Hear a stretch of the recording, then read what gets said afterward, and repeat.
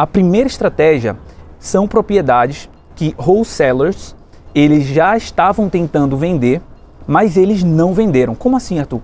Bem, se você já recebeu propriedade de wholesalers, se você já está em grupo de wholesalers, se você sabe como receber essas oportunidades, certamente nos últimos 6 meses, 1 ano, dependendo do momento que você está vendo o vídeo, conte 6 meses para trás, por exemplo, você vai ter recebido várias propriedades. Ou então, o que é que eu vou dizer para você fazer? O passo 1, pegue todos esses e-mails, pegue todas essas listas de propriedades e coloque o endereço de todas elas.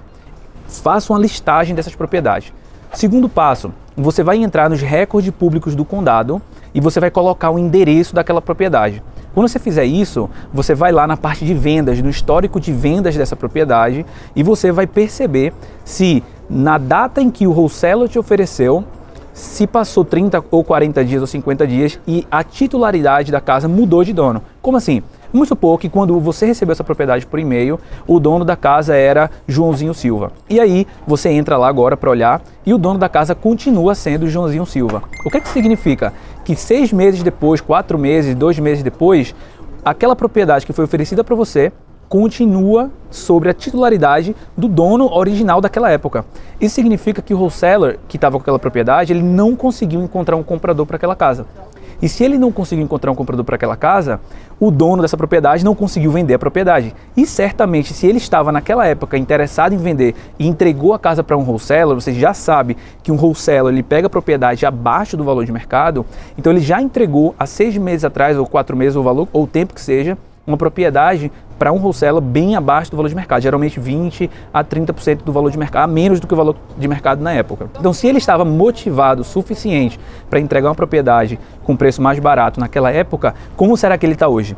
Certamente muito mais motivado, porque se naquela época ele já estava, imagina agora com um cenário de crise. Então você consegue rapidamente identificar propriedades que não foram vendidas naquela época, de donos de propriedades que já estavam extremamente motivados para vender e certamente hoje, com o cenário que está nos Estados Unidos e no mundo, o cenário não está ruim no momento que eu estou fazendo o vídeo agora, mas certamente daqui a 6 meses e 1 ano, as propriedades elas vão começar a cair um pouco o preço, as propriedades elas vão começar a demorar um pouco mais a vender, dependendo do mercado, se você está no mercado de seller ou no mercado de buyer. Eu já fiz um vídeo falando sobre isso, o link está aqui em cima, vocês podem olhar. O que acontece?